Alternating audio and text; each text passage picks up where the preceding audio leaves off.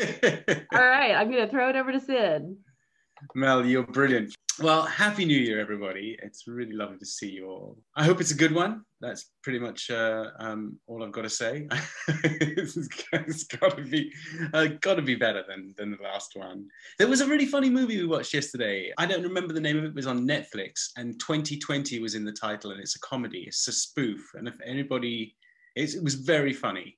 Death to 2020, I think yeah, that's right. Oh, and I need an answer, I just looked down. We had Alaskan king crab, a little teeny thimble of caviar, but we always like to do something really kind of fancy on the, we always stay in, we always cook, but we just cook the most expensive food we can afford.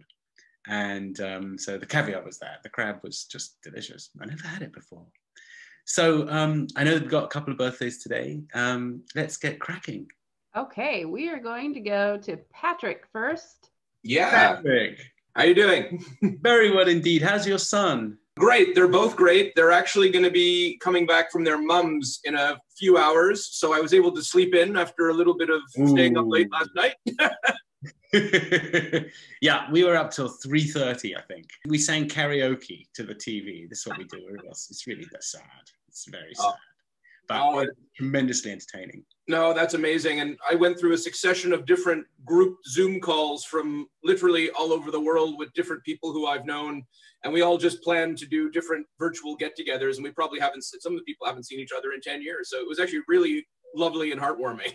Oh, that's really nice. And for a few people who didn't use Zoom, it was sort of with the other phone, just sort of say hi to everyone, if they couldn't figure it out. But no, it was different Zoom calls, folks that I knew when I was working actually in Washington, D.C. At the Canadian Embassy, folks when I was doing grad school, folks from travels and work, and that was really awesome. It was great. That's great. That's really terrific. When were you working at the embassy? It was in 1999, and it was my first university co-op. And what co-op is up here in some schools is while you're working through school, you can apply to jobs that are sort of in the field that you're studying in. And I was just having a terrible time with it. It was my first term, the first term kids, you get what's left over, you've got no experience. And I was feeling super bummed out, right? It's like all the friends, well, at least they're getting something first round, getting something second round. And I'm like, oh, I'm going to have to go back to unloading, doing the night shift again. And then all of a sudden this comes out of nowhere. And because I knew a lot about the energy and climate issues, but also knew a lot about the US system and had studied a lot of like US Civil War history and how the government works, even though I'm from up north, they're like, yeah, hire this guy. And it was just like a totally amazing experience for a 20-year-old. Wow. Like it was amazing. Wow. So you were a Canadian spy, and you can't tell us, I know, otherwise you'll have to kill us all. But that's it's astonishing. I mean, that's really cool. You were 20. How does it work? Because that is obviously part of Canada at the largesse of the United States. Was it fierce about protecting the sovereignty of this little teeny spot in Washington, D.C.? Do the embassies work that way?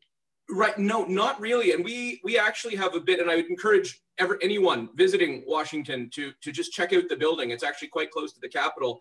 But as far as I know, at least then, we were the only embassy right on Pennsylvania Avenue. And on the top floor where I worked and where the ambassador is, you have a line of sight directly to the Capitol. And at least some years, they used to throw a big July 4th party as, a way of mingling and things. I wasn't there for that. But the building itself is really architecturally quite beautiful. And there's some art pieces, and it's right next to the museum it's the Newseum, I think. It's like directly next to the Newseum in Washington, D.C., and across the street from the National Art Gallery. Wow. Yeah. Prime spot. Really beautiful part of town. Yeah, so it was totally overwhelming, but set me on a course for better or worse. Absolutely. And what are you up to now? What do you do? I mean, I think we talked a very long time ago, so I can't quite remember. Yeah, a while ago, I actually do a lot with sort of relations between the different levels of government, between our federal, provincial, local governments, and actually I deal a little bit with indigenous communities as well. Right. But at the moment, I have to say that 2 weeks, I've just been off. I've been reading. I've been enjoying board games with the boys, Zoom calls with family. I've done nothing but really relax and read. Oh, perfect. How perfect is that? Now, what do you do with the indigenous tribes, the native people? Because that's a real bone of contention in Canada. I know that over the years, it's been such a controversial issue. Yeah, and it really depends on what part of the country you're in, because there's older treaties, there's newer treaties. And I mean, really, I don't think anyone, unless you're really out to lunch, thinks that anyone hasn't made just a hash of the whole thing since day one, right? Like it's just a total mess. But at least in the current position I've got, it's really just to try and foster greater relationships between my office and most of the folks in my office. I don't deal a lot with this, but the other folks deal a lot with like cleaning up and remediating polluted sites in the Great Lakes area, which I mean is objectively interesting, but it's not really my sort of thing. But we have to engage the First Nation and Métis communities. And at least for a few programs we've rolled out to build capacity, and they're not nearly large enough. But one of the approaches I've taken, it's probably because of the background I had formerly as a diplomat, which like, well, when you're one of 190 countries and you're not a huge country, you have to sort of work with people, right? As opposed to being, we're government and we can just do whatever we want, which is sort of what a lot of the communities are used to. So we provided a framework for the program for funding. And we said, look, tell us what you like. Tell us what you don't like. Where have we nailed it? Where? And they're like, no, you guys have already just, you're just going to tell us what to do. And I says, no, really. And we're going to even issue you a report telling you where we've taken your comments, where we haven't, and why, which is something that we do, internationally, Chatham House rules, things like that. And you're like, oh, well, yeah, we still don't like that there's not enough money. And there's a whole history that no one in our rooms are going to solve. But thanks for listening. Thanks for letting us be part of like a co-development process, right? Like showing the respect.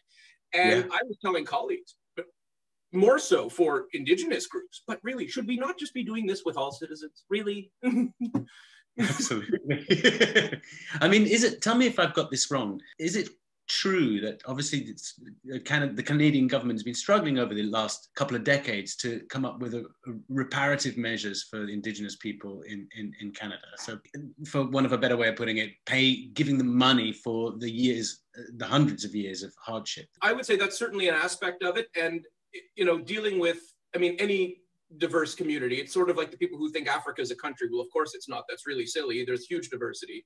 We can't just say, well, we're doing this for indigenous people, because the diversity between parts of the country and indeed individual communities varies. Some want really just hard development, economic partnerships with companies, with employers.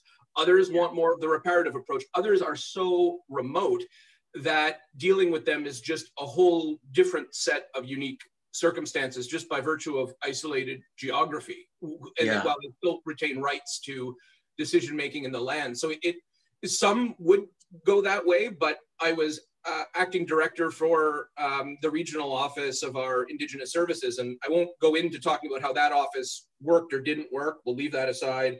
Sure. But I was, I've never used the background I have in like both environment, but more in development economics, more in my own country, trying to work with Indigenous leaders to structure economic development program, employment programs better to actually meet their needs, not just what we want, but meet their needs, than I ever did working internationally. And that was striking to me. What a challenge. You illustrate a point that's really interesting to me, in that everyone requires, or different cultures require different measures and would like different elements to be triggered. Some reparations, some more environmental, some more commercial. That's really interesting, because it's not a one-size-fits-all solution, especially when in terms of the reparations. This is again just stuff I've read.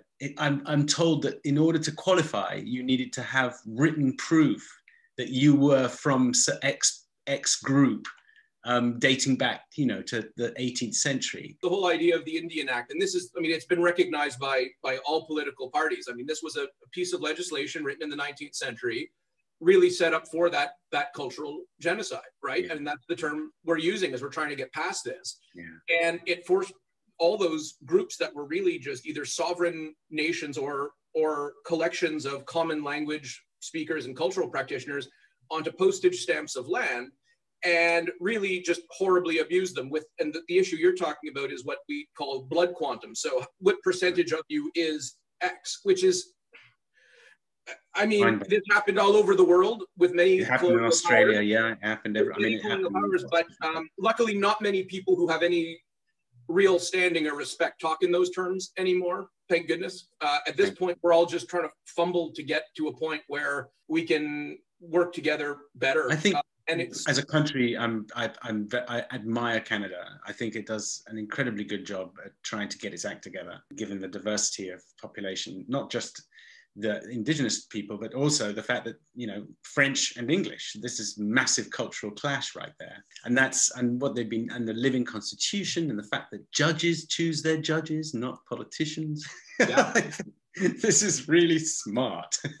Yeah, this is something that, and I have friends, you know, right across the political spectrum. And at the end of the day, we can all agree that we almost always find something to really get furious about in terms of disagreeing with the Supreme Court, except the one thing we don't disagree with is we're really, really happy that it's not as politicized as other places. Like, so we can always disagree. I'm not a lawyer, I'm not the judge, but we can disagree. But yeah. Wow, am I happy that they don't wear a party stripe on their arm. In an ideal world, huh? You get the best judges to choose the next judge. I don't actually know how judges are chosen.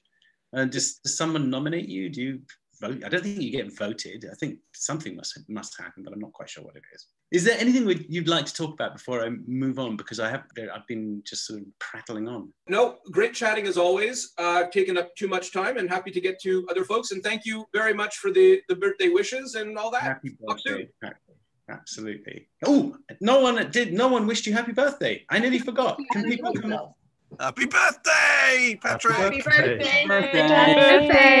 Happy birthday! Happy birthday indeed. Thank you.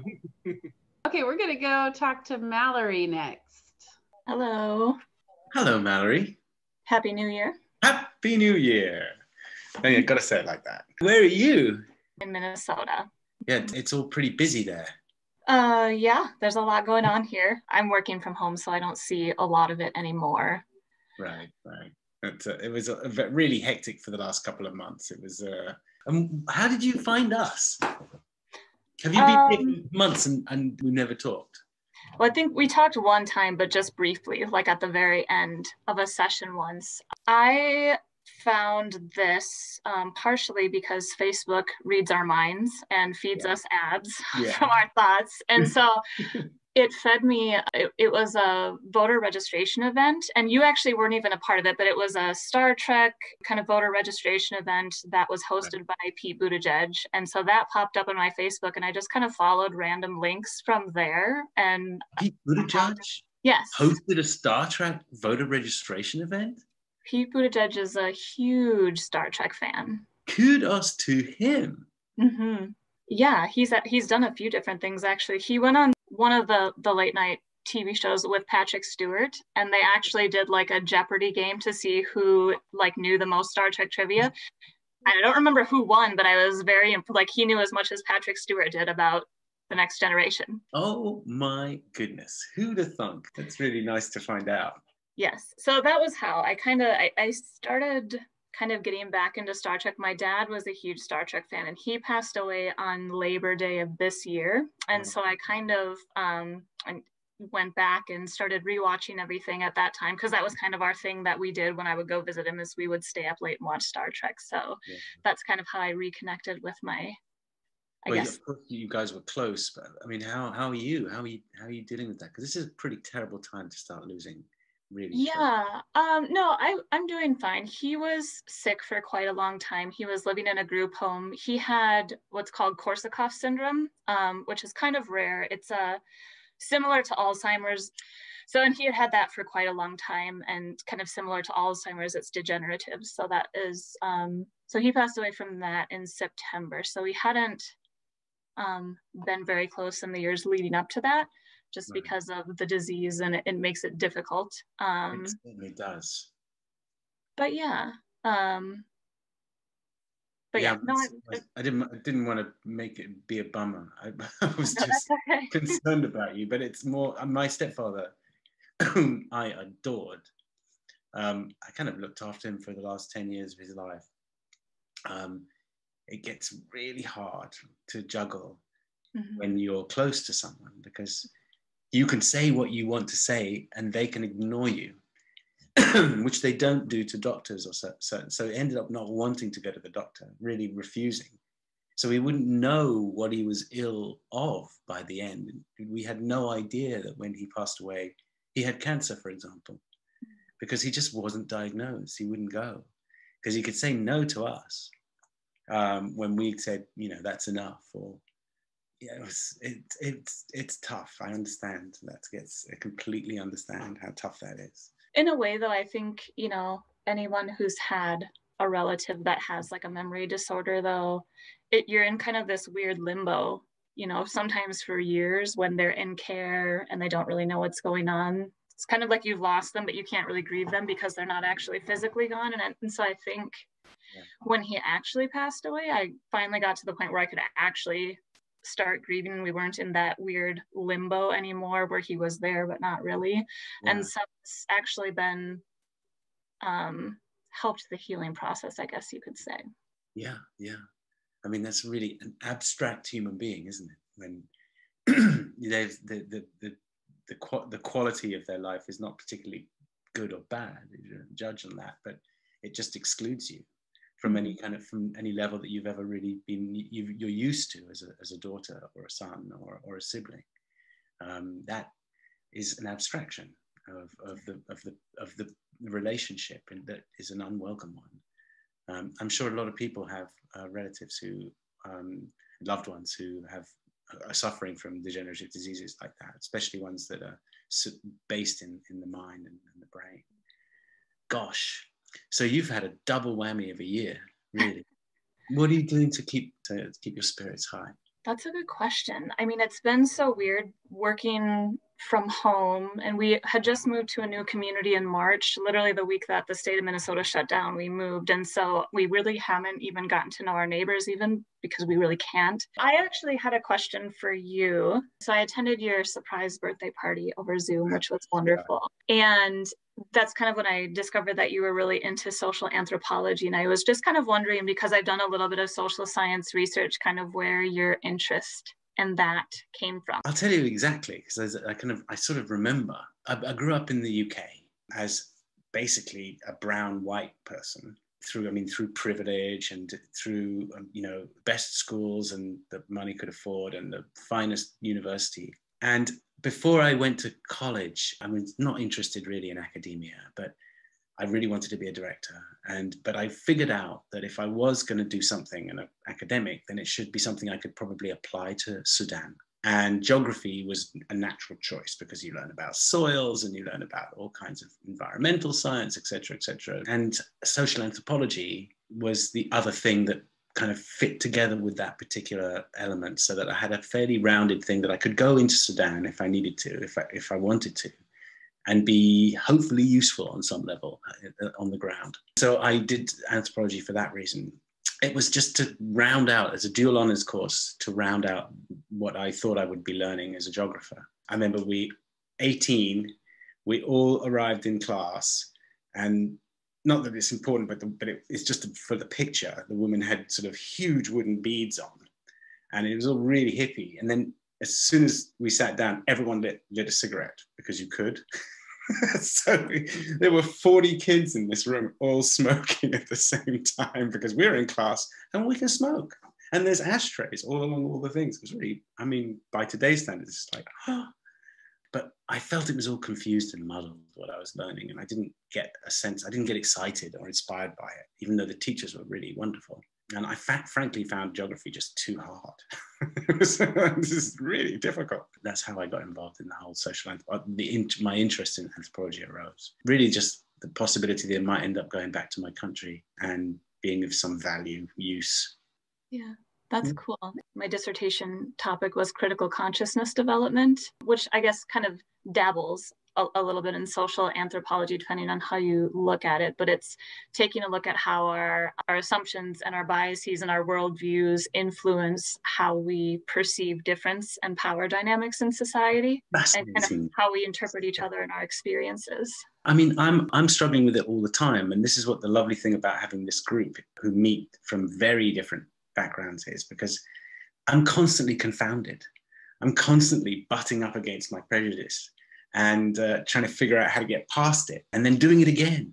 The very next sentence and going, oh my God, I just did it again. But it's so deep that I'm really changing all the furniture in my brain in order to make room for these new ideas. And and things. I want to remind myself that I've got my own strong beliefs about things, and I just have to find a good way through them. This movie I was watching yesterday, 2020 is Dead, which you might want to watch. It's on Netflix. There's one segment of it about how both ends of the spectrum in this last kind of polarized couple of years have been just really aggravating. And it's like having squabbling brothers and sisters at the dinner table, and you just can't hear what's actually going on. How's the polarization been? Because you're living in a state where it was white hot for a couple of weeks there. Mm-hmm. Well, part of critical consciousness is understanding the subjectivity of people's socio-political experiences. Because I think with the polarization, there's such a focus on this is right and this is wrong, and there's no room for gray. And critical consciousness kind of looks at the gray. So like positionality is one concept of it. And that's like kind of the combination of your privileged and your marginalized identities. And because we both have a combination of those to make up our unique person, that also influences our subjective experiences. So, the way I experienced George Floyd's murder is going to be different than how my neighbor experienced it based on our positionality and our combination of identities. And so it's recognizing that and being open and having a curiosity about that. Because I know one of the things, you've touched on a little bit is like you like to talk about love in some of our sessions. And so one of the podcasts that I recently listened to talked about like how the opposite of love isn't hate, it's indifference and a lack of curiosity. And so I think that, in approaching a lot of this stuff that's been going on is making sure we have a focus on having a curiosity of how it impacts everybody and how it creates subjective experiences for everybody, and that there's not necessarily a single way to experience something, if that makes sense. Experience an event. You couldn't be more right. I mean, that's extraordinarily wise. Yeah, I'm on board with that idea, and I'm personally apprehensive about the fact that we are so seemingly divided right now that I just don't see a way back. So talking about love is just a kind of form of hope for me.